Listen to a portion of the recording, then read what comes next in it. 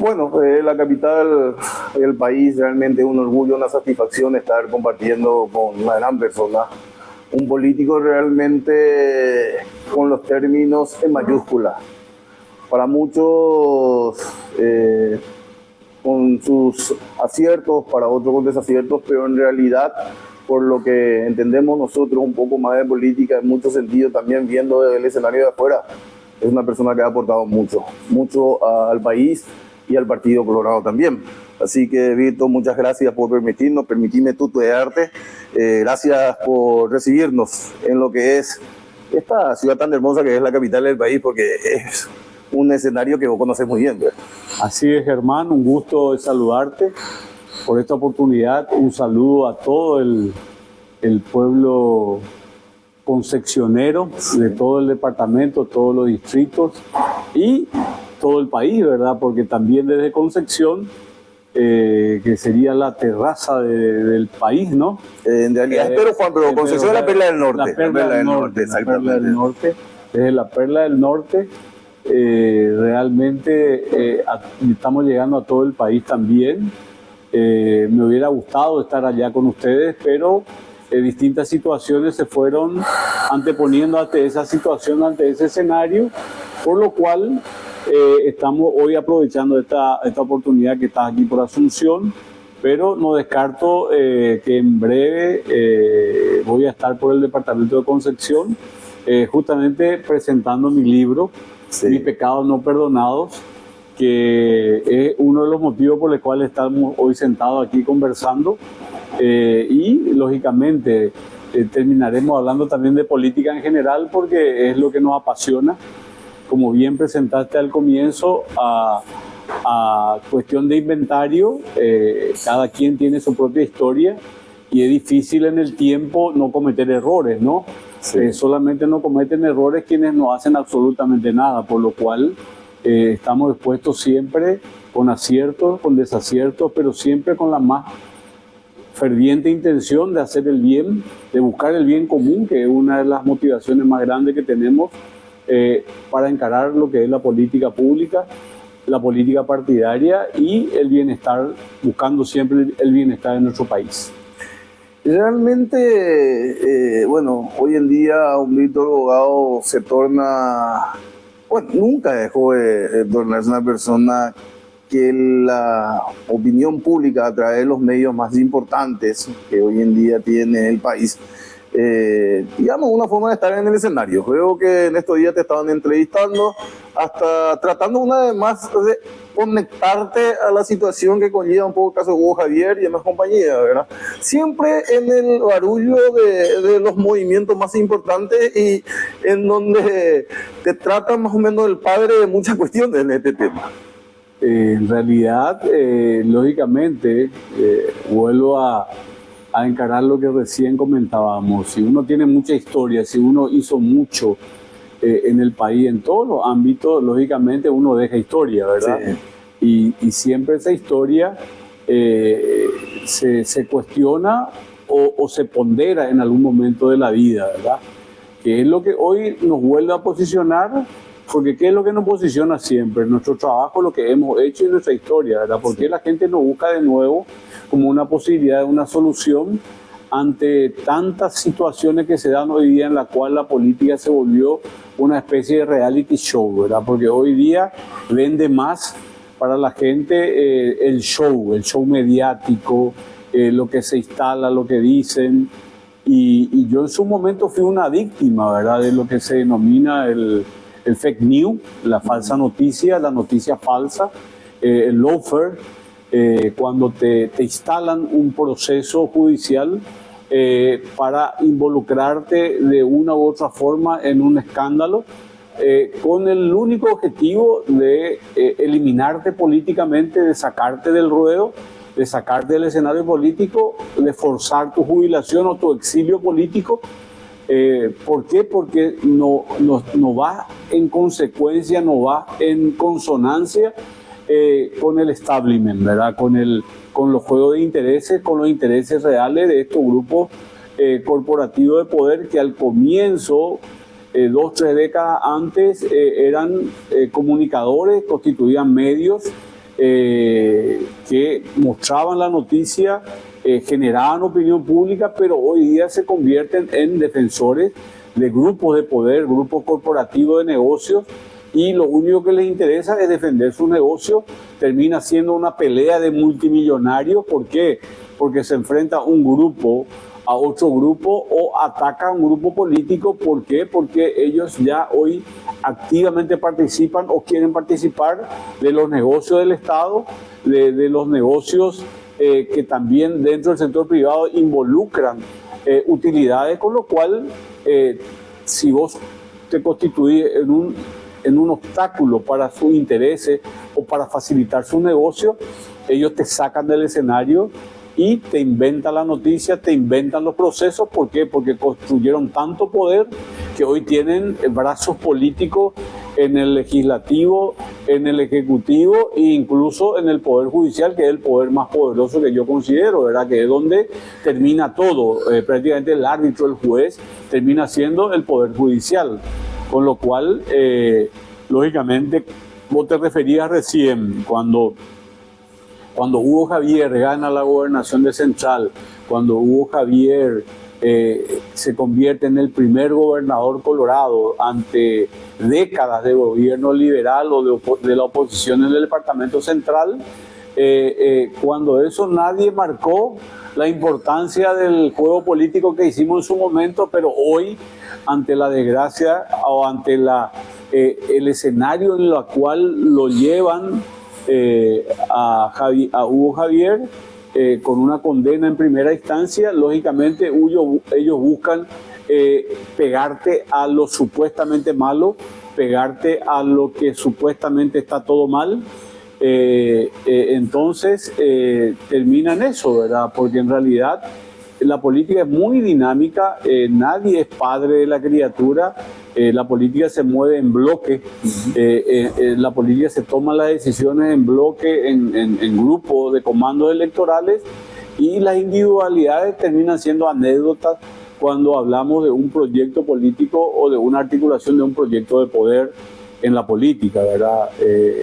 Con lo cual, lastimosamente hoy a Hugo Javier le toca pasar por un mal momento en la cual los desaciertos en su gestión fueron apuntados por instituciones tanto de control como hoy día ya en primera instancia de la justicia, con lo cual él tiene que seguir defendiendo y buscando demostrar su inocencia o pagando su culpa por una situación a la cual lo llevaron también por varias situaciones que se dan siempre en el ejercicio del poder y en el ejercicio de un cargo, como hoy se ve en todos los ámbitos, ya que, como te decía, la política se volvió un reality show.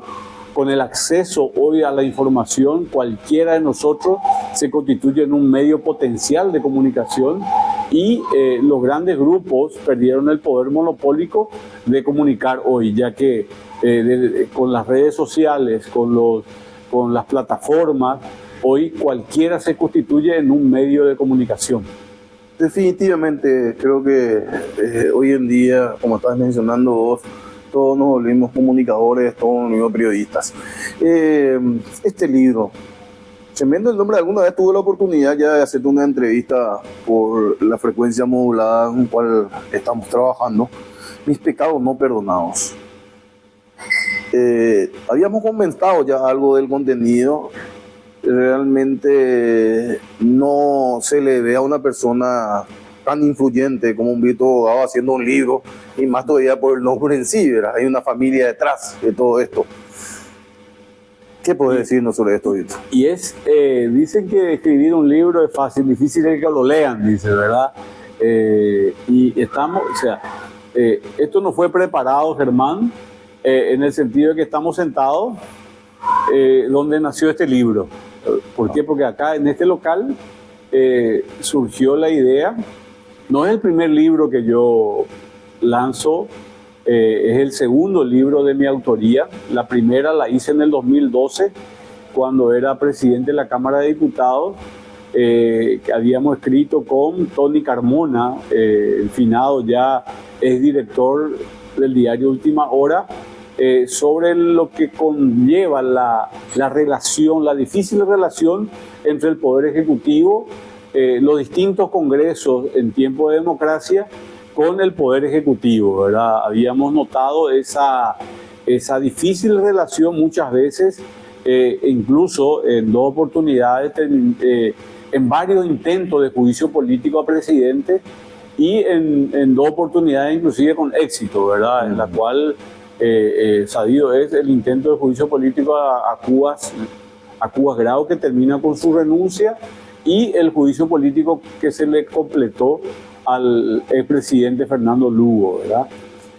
Nosotros habíamos escrito sobre eso en el 2012, y este es el segundo libro que surge de una situación que se dio, en la cual prácticamente ponemos a la consideración, como yo suelo decir en honor a mis hijas y a mis pocos y buenos amigos, la verdad de todo lo que ocurrió, de todo el desarrollo, prácticamente también aprovechamos para relatar un poco nuestra vida política, toda nuestra historia, todos nuestros logros, todos nuestros aciertos, y lógicamente también en ese libro logramos también plasmar aquel incidente que se dio con el famoso caso judicial de Gabriela Quintana, ¿verdad? Que era una funcionaria de la Cámara de Diputados que tuvo una doble remuneración por un error en el comisionamiento, ¿verdad? Que el comisionamiento es una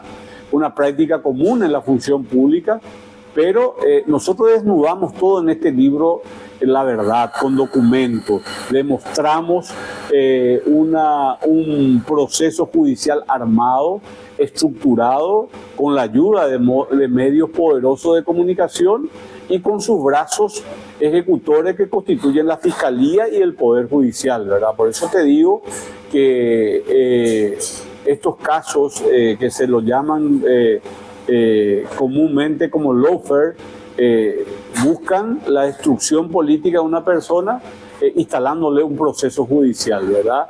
De la cual, después de 9 años, 2 meses de un proceso que incluso jamás pudo haber sobrepasado los tiempos de 4 años, terminó prácticamente en 9 años, 2 meses, terminamos extinguiendo la causa con un revés en primera instancia, que fue la única instancia que se pronunció en nuestro caso, ¿verdad? Porque acá te cuentan y te pintan como que te condenaron en primera instancia, y conste que en primera instancia fue en 2-1, ¿verdad? Porque de un tribunal de 3 jueces, solamente 2 votaron por una condena con suspensión y con una multa, y uno de los jueces votó por nuestra absolución, ¿verdad?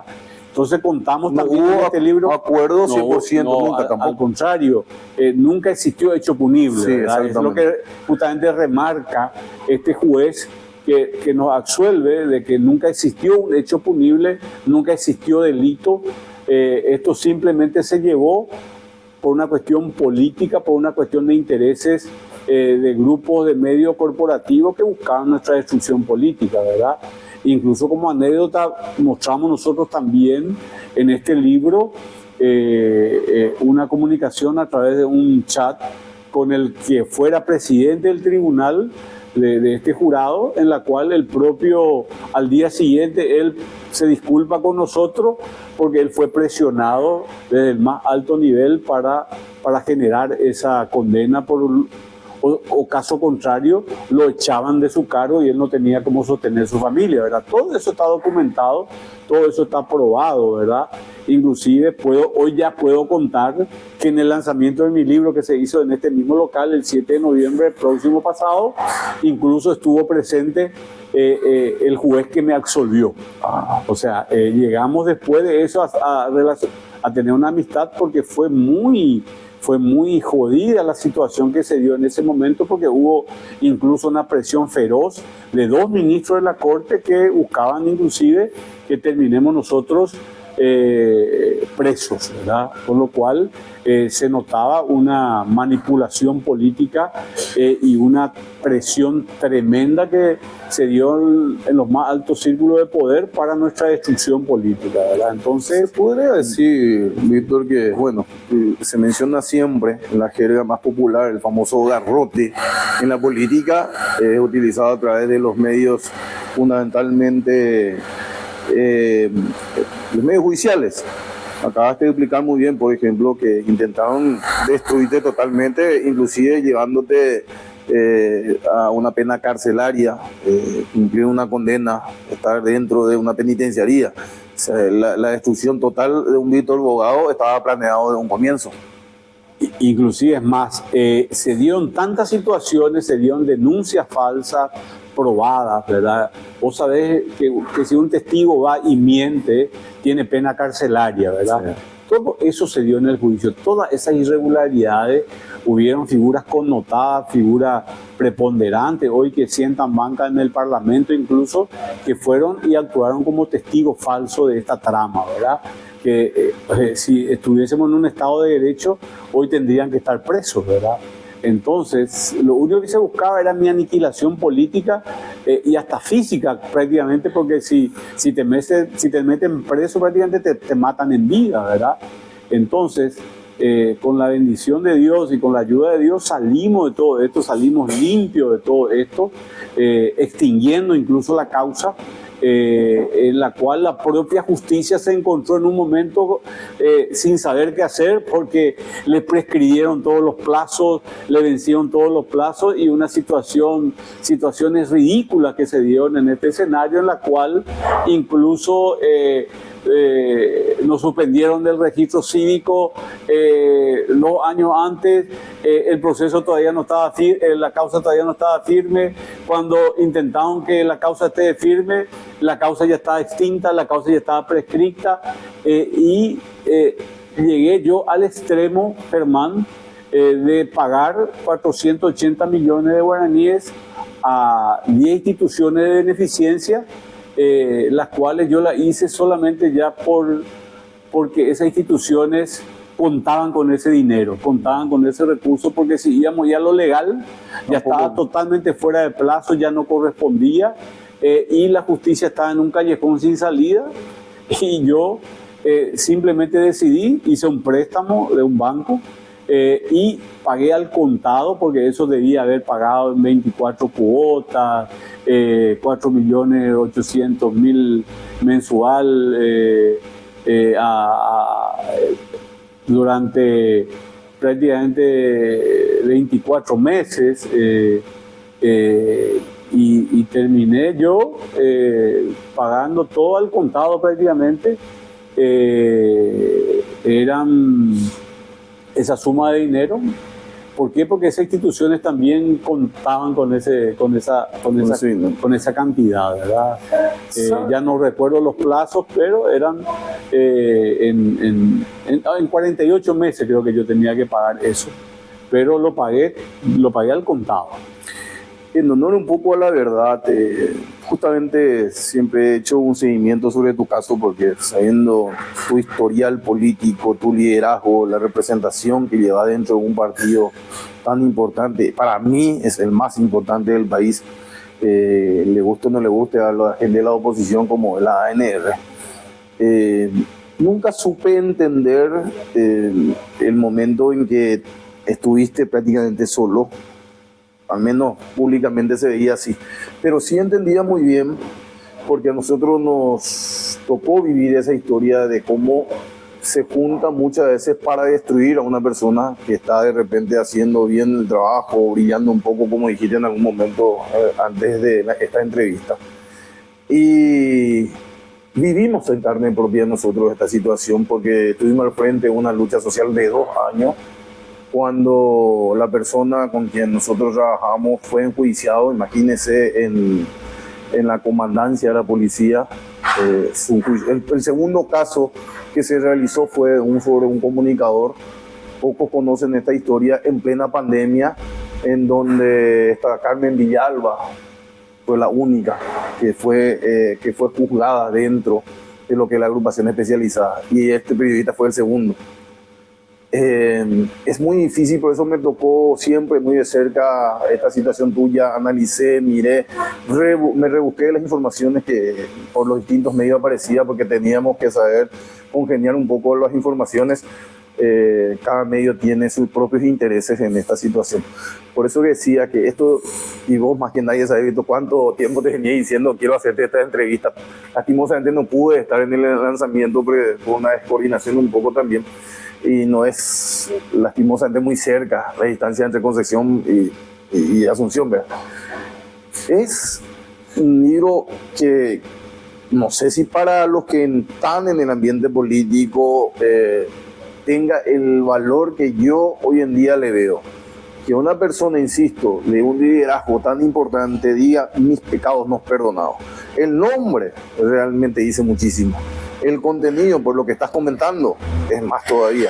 Recomendadísimo para las lecturas. Sí, porque termina siendo como termina siendo como debería de ser un libro de cabecera para cualquier político que tenga, porque todos quienes incursionan en política siempre tienen la ambición de ocupar los cargos más preponderantes, ¿verdad? Sí.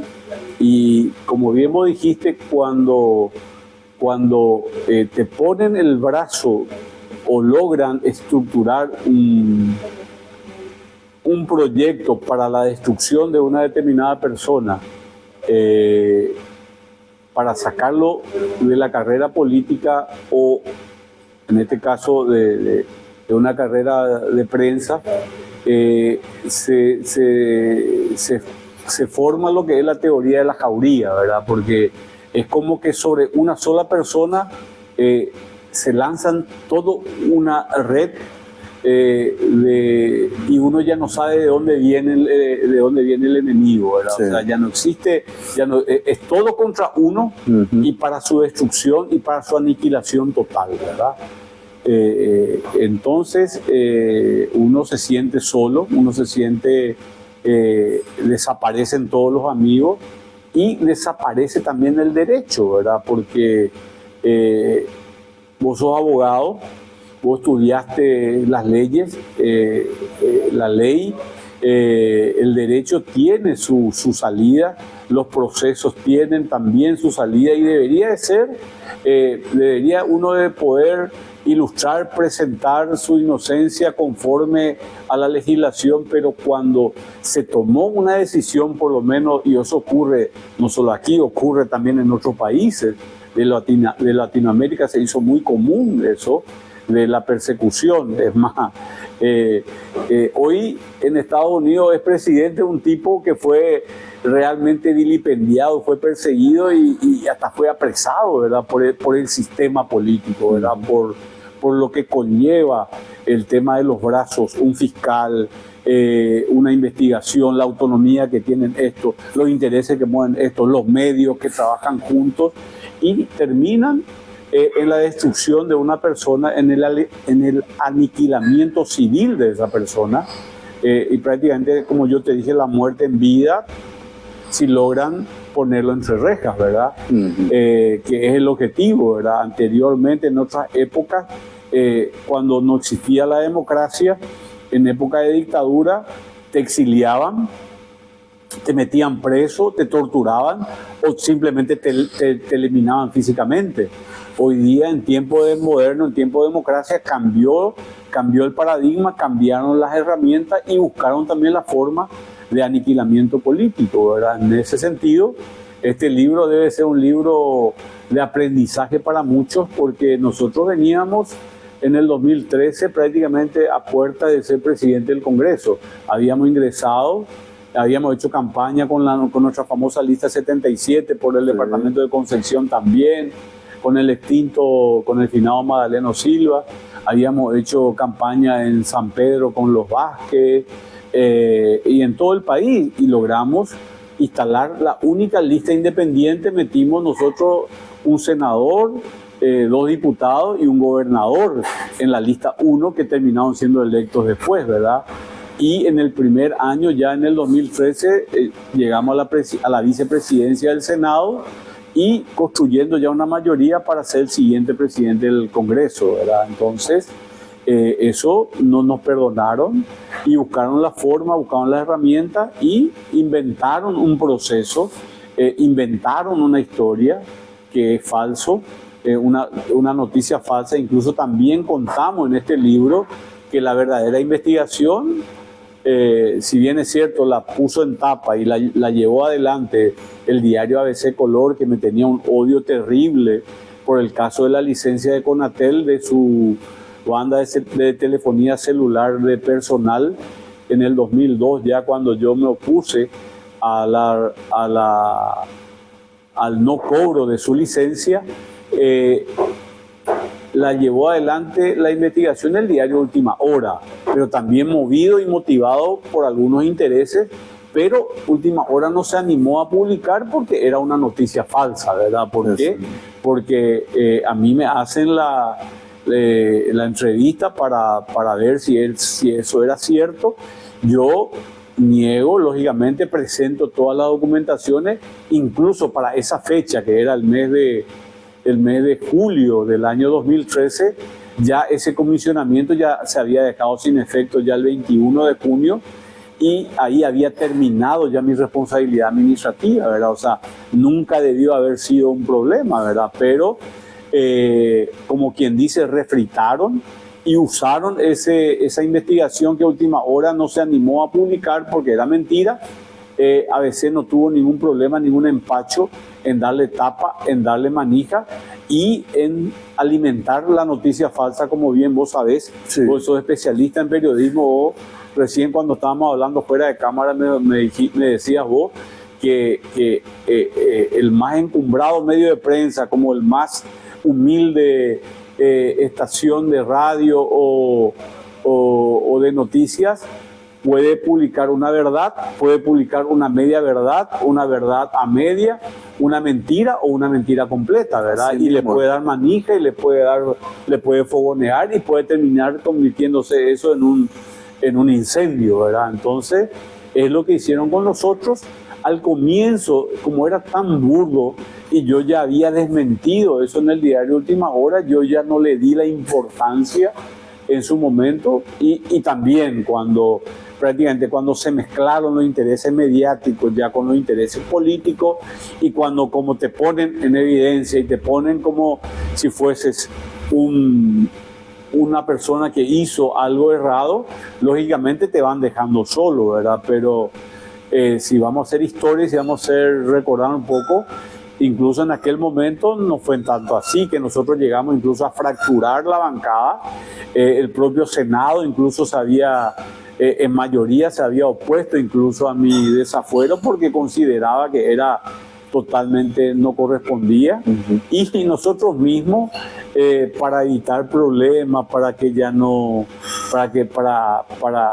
salir, para exonerarle a los colegas de la tremenda presión que tenían, nosotros mismos pedimos en ese momento que nos saquen los fueros y nos sometimos a la justicia, ¿verdad? Y después vino toda esa campaña de chicanas, de que yo era un chicanero, y te tengo que decir hoy con el corazón en la mano, el chicaneado fui yo, porque yo nunca presenté ningún obstáculo, porque primero que no estaba solo en el proceso, estaban otras 3 personas conmigo, y las distintas defensas son independientes, ¿verdad? Sí.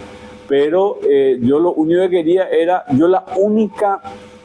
el único reclamo que había hecho había sido apelar a la elevación a juicio oral, porque consideraba mi defensa que no correspondía, puesto que no existía hecho punible. Y cuando mi única presentación fue decidida favorable a mis intereses, ya que la Cámara, el Tribunal de Apelaciones, anuló la elevación a juicio oral porque decía que el juez de garantía debía analizar muy bien si correspondía o no correspondía la elevación a juicio oral. O sea que nunca debió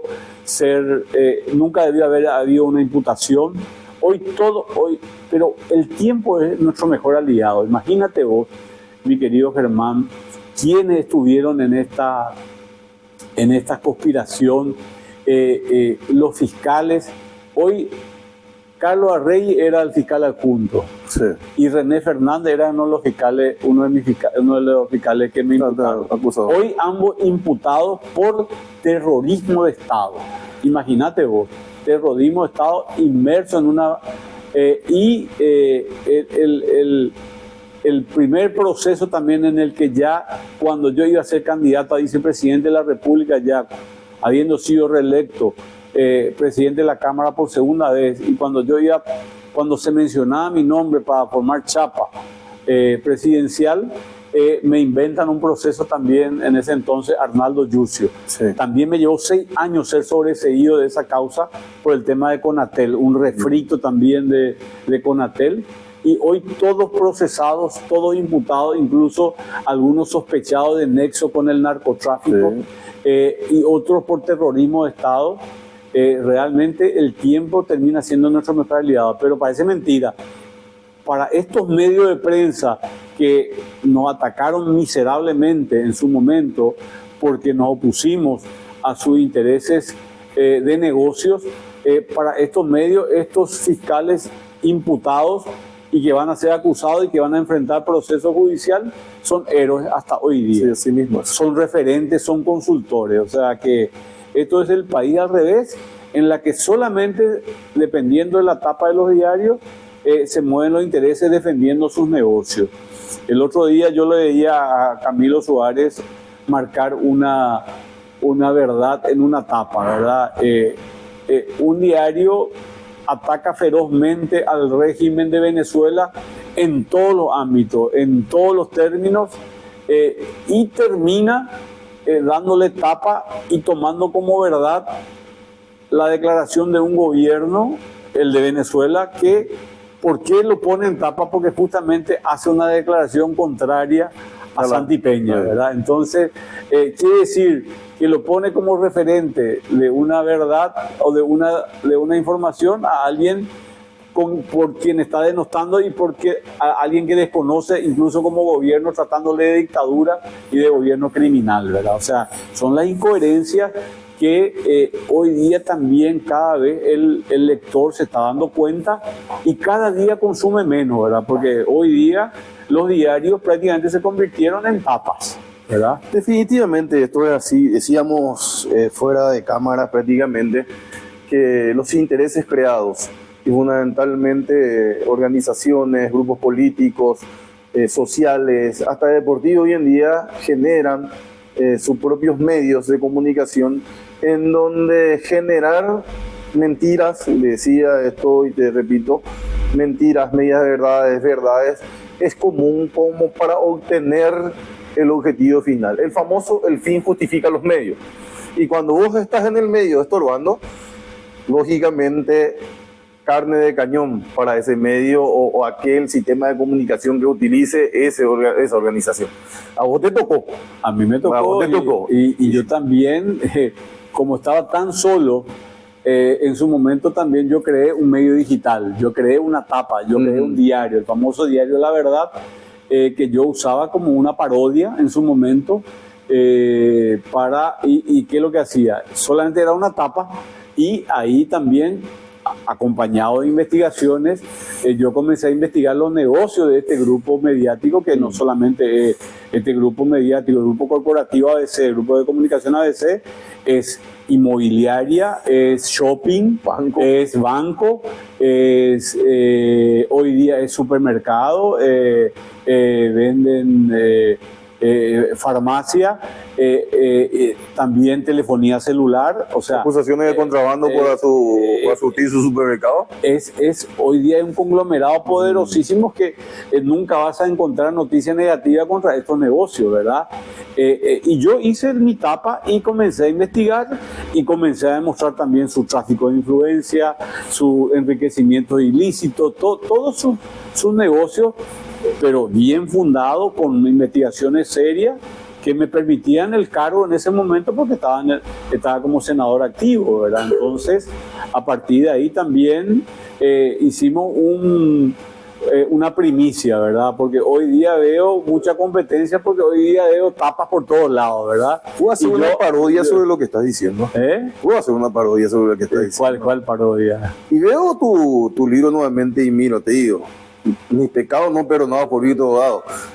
El primer pecado no es que vos no te hayas perdonado, a veces no te perdonó tu primer pecado. Y por eso que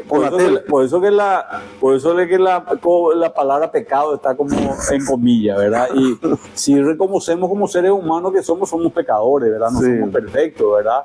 Pero de estos pecados que se me acusa, soy inocente, ¿verdad? Mi pecado, no, acá como dice en el libro, mi pecado no perdonado es una cirugía al corazón abierto que llega al mismo pirocario de los hechos. Y yo termino esto y quiero terminar esta entrevista porque es difícil leer el libro. Yo te voy a obsequiar este libro. Este es el último ejemplar de los 100 libros que me dieron que se usó en el lanzamiento, ¿verdad? Sí. Y yo escribí en el resumen porque dice que es difícil que la gente lea tu libro, la gente compra el libro, uno regala el libro y termina no leyendo el libro, ¿verdad? Y a mí mismo me ha tocado, a mí me han regalado el libro y termino no leyendo, ¿verdad? Dicho todo esto, pienso que no cometí pecado alguno. Me arrodillé en este sacro y cívico confesionario y revelé la verdad postergada, documentada, paso a paso. Informé hasta lo más íntimo de esta trama, desde la causa más remota hasta la consecuencia de público conocimiento. Arrojé la piedra porque me creo sin pecado. Me endilgaron pecados falsos, como a Esteban los jueces del Sanedrín. Ya les expuse aquí, punto por punto, del derecho y del revés, a la luz del sol, toda la verdad que jamás mis verdugos, conociéndolas muy bien, tuvieron interés en exponerla. Pecador soy como cualquier otro mortal, pero por lo que se me endilgó con extrema criminalidad me siento lejos y por encima de la culpabilidad. Dios y la historia me juzgarán, por lo que con gusto me sentaré en su banquillo de acusados. No soy pecador, mis pecados son haber enfrentado a un poderoso de la prensa, demostrar documentalmente mi actuación de hombre público y desconocer el obsequio de una importante suma de dinero de parte del verdadero pecador. Estos pecados no me fueron perdonados por quienes a tambor batiente llevaron adelante una miserable difamación, convirtiendo a la libertad de expresión en grotesco y malévolo carnaval de bailarines desnudos.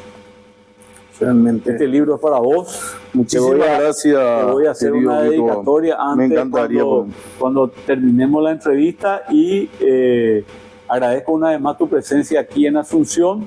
Te deseo una buena estadía y vuelvo a comprometerme públicamente, y ahí voy a hablar con Bernie, con el intendente, voy a hablar con Lalo Villalba, a ver si me invitan después de estas vacaciones, ¿verdad? Porque enero y febrero pues es mes de vacaciones, sí, ¿verdad? Yo también en febrero voy a un congreso de telecomunicaciones en Madrid, del 18 al 5 de marzo, y a mi vuelta en el mes de marzo quisiera estar por el departamento de Concepción y visitarte, esa vez devolverte la visita, apreciado Germán.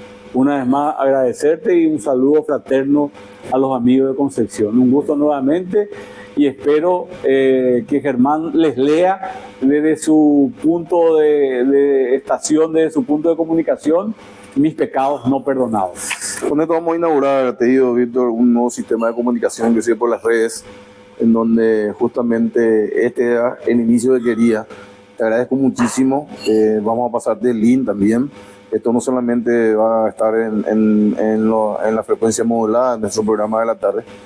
Es un formato que estamos armando y queda pendiente, lógicamente, aquella visita donde quedamos para compartir un poco con Lalo, con Bernie y otros compañeros más ahí, que nos gusta hablar de política y que absorbemos bastante este mundo tan interesante. Podemos hacer un relanzamiento allá y hacemos un conversatorio con los estudiantes de Derecho, porque en mi caso se estudia en toda la facultad de Derecho, porque fui culpable en primera instancia de un crimen que nunca se cometió y de un hecho punible que nunca existió. Definitivamente, eso es categórico por todo lo que se pudo ver y por algo estás en libertad. Bueno, lógicamente te han golpeado bastante, pero un político de raza, un líder como vos, Me imagino en los próximos meses ya vamos a estar analizando a ver cuál de los curules va a terminar nuevamente ocupando. Con muchas cicatrices, Germán, pero todas las cicatrices en el campo de batalla, en el pecho, porque nunca corrimos una batalla, por eso tenemos intacta la espalda sin ningún tipo de cicatriz. Me gustaría terminar la entrevista con un último análisis tuyo. Un nombre, Horacio Cartes. Un presidente para estos tiempos difíciles de la política, en la cual hizo,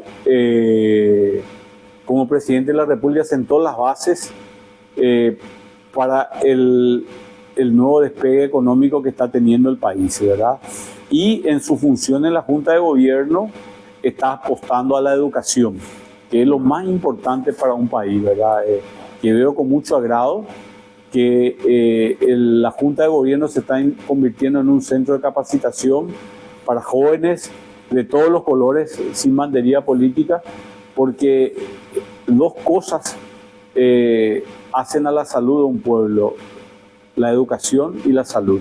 Sin eso, un pueblo no tiene futuro. Así que me parece muy bien que Horacio Cartes esté invirtiendo mucho en el tema de educación al frente del Partido Colorado. Espectacular. Gracias nuevamente, Víctor. Muchísimas gracias. Te dejo para que puedas hacerle ahí, Capel. Ok, un gustazo, ¿eh? Como siempre.